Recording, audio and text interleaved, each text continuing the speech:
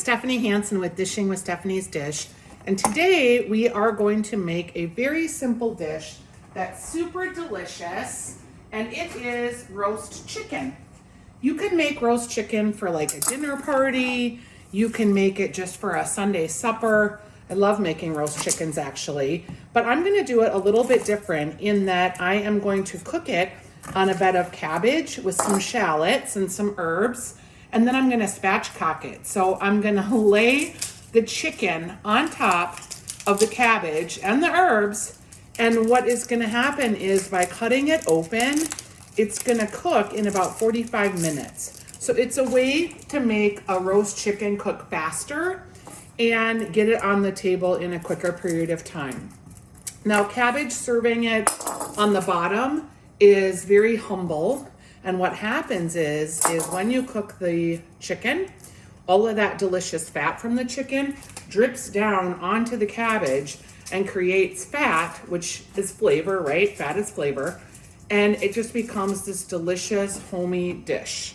So we're gonna go ahead and we are going to lay cabbage in our 9x13. We're gonna put some shallots on top of it. And then we are going to spatchcock our chicken so that we can show you how easy it can be to get a roast chicken on the dinner table. Okay, so I've got this beautiful head of cabbage here, and it's got these really pretty leaves. I'm gonna take off some of the outer leaves, and I am just going to go ahead and cut this cabbage in half, and then I'm gonna go ahead and cut it in like inch and a half pieces, planks as it were, that I'm gonna lay down inside my 9x13 so that again, the chicken will lay like right on top. And then I'm gonna sprinkle the shallots on top. So you know that a shallot is part of the allium family, so it's just an onion. Super delicious. I'm actually gonna turn that the other way. I want to cover as much of my surface area here with cabbage as possible. I'm going to cut a few more segments from my cabbage, because if I'm going to serve my family and have like 4 people eat this, I want there to be enough cabbage that everyone can have some and it's going to cook down a bit. Let's see what we have here. Just kind of lining, making sure that I've got a nice bed for those chicken juices to get into.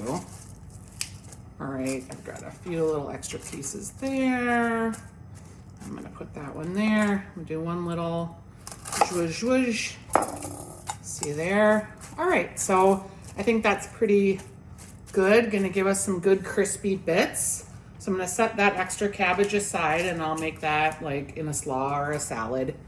And now I'm just gonna cut my shallots. So I'm cutting them in half, and then I'm just gonna cut them kind of in bigger rings. And I'm gonna just throw these right on top of the cabbage, and then the chicken's gonna sit on top of that. So we're gonna have a nice flavor of shallots, of cabbage by the time we're all done here. I'm gonna use a couple of shallots. When I get this all roasty and toasty, I'll probably hit it with a little bit of lemon juice and just get that all delicious flavor going. The shallot is a little bit smaller, so I'm just gonna go ahead and cut it this way. Again, this is all gonna roast in a hot oven, 450 degrees, for about 45 to 50 minutes. Depending on the size of your chicken, we want a temperature read inserted into the thigh to come out at 165. All right, so that is my cabbage and my onions.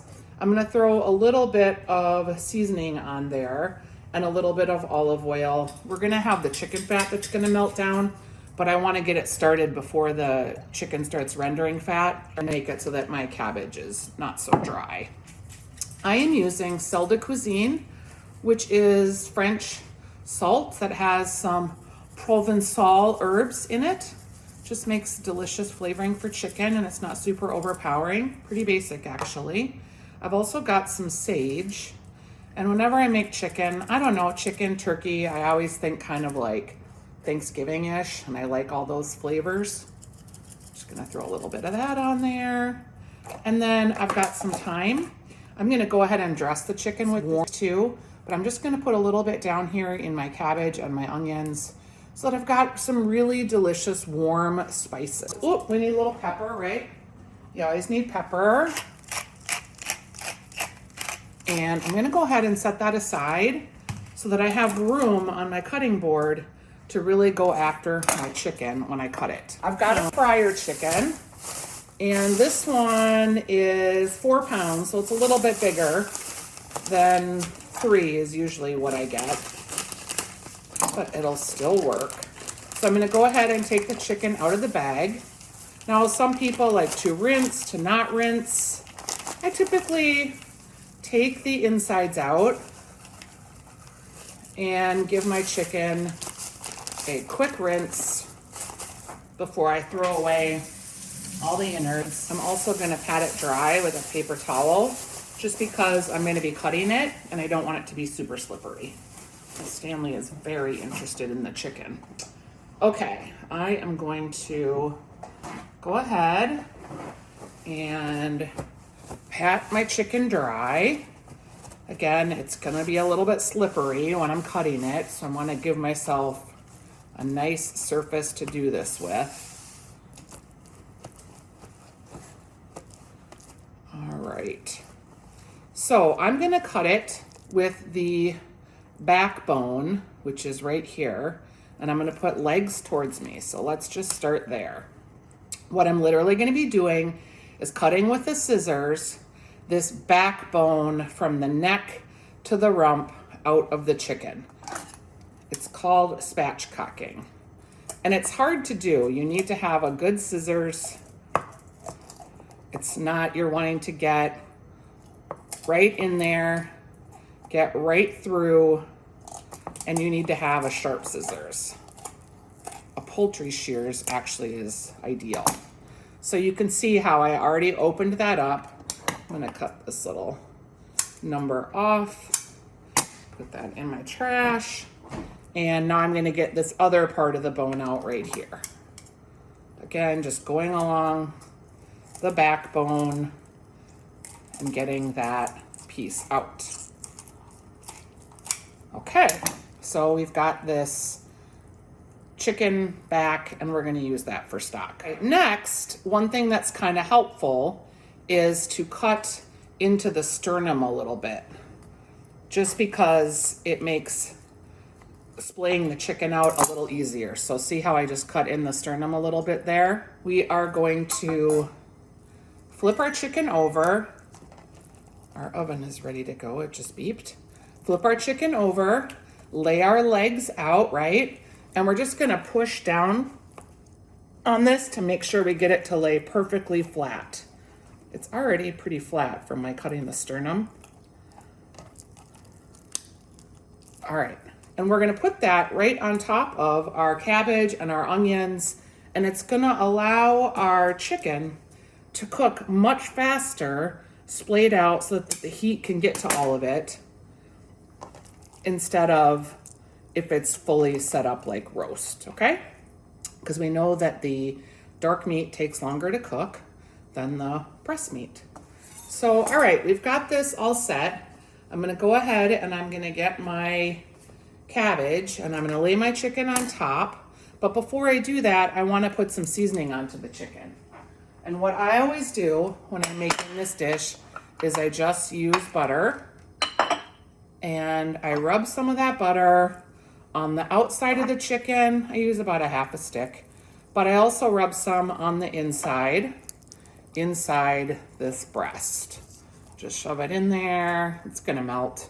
It's gonna melt on top of your onions. It's gonna melt on top of your cabbage. It's gonna be super delicious. All right.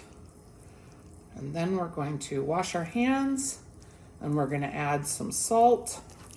So we have our chicken all splayed out here. So I'm gonna go ahead and put it on top of the cabbage and the onions and add some seasoning to it. I'm just gonna put this spatchcock chicken right on the top of my cabbage, of my onions. Tuck these little wings in here.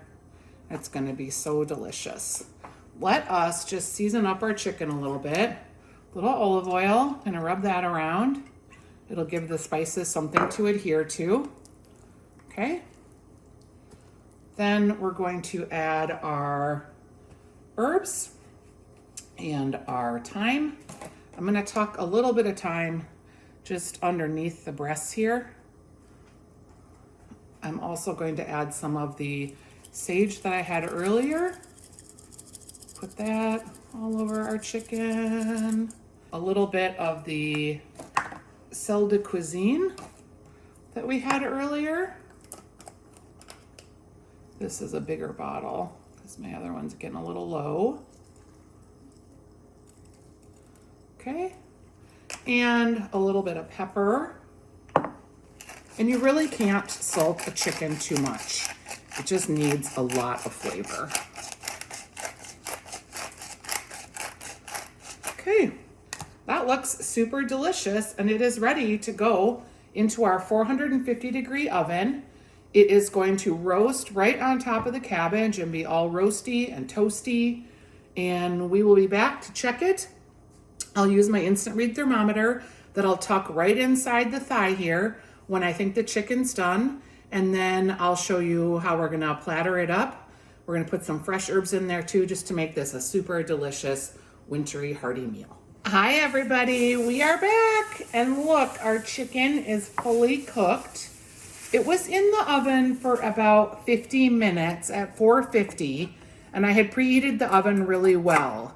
One of the things about cooking is you need to get your oven preheated very well. The chicken is completely done. If you put a thermometer in the part of the breast about right here, you should get at least a 165 reading. It will also, as it sits, come up a little bit in temperature.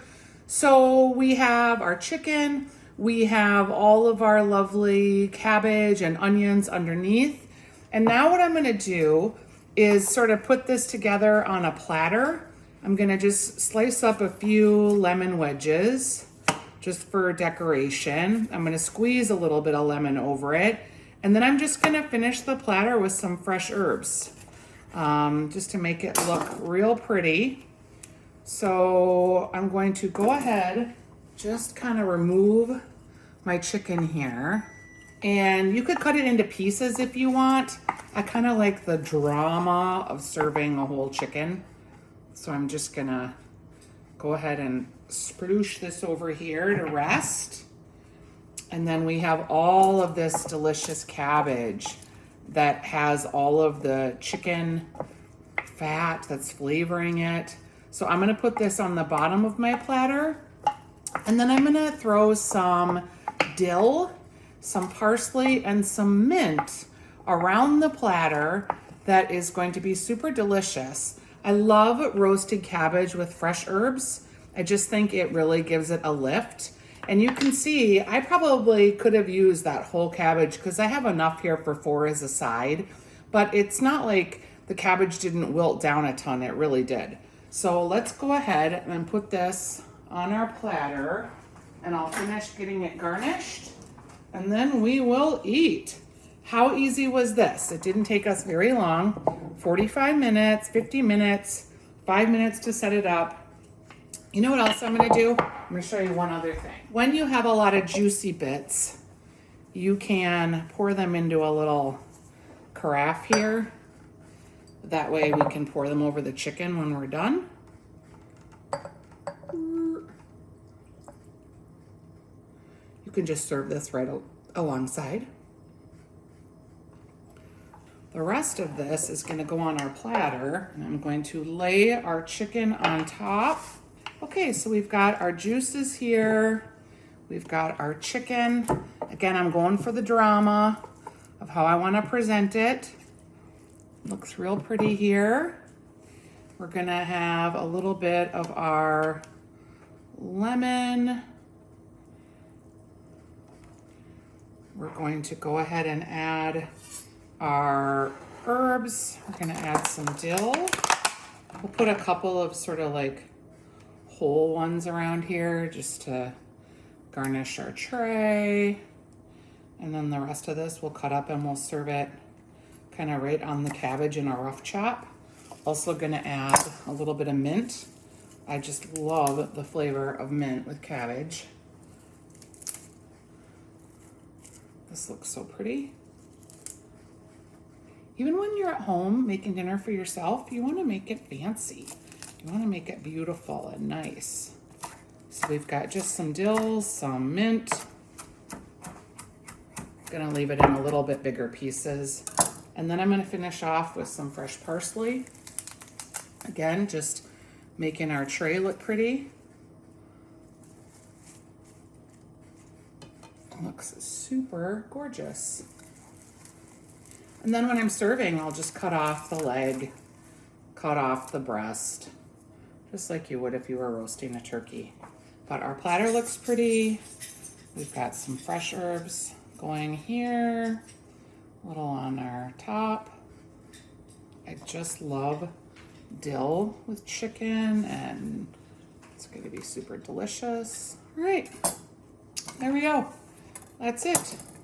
Hit it with a little bit of lemon juice before serving, just to give it that little hint of fresh brightness.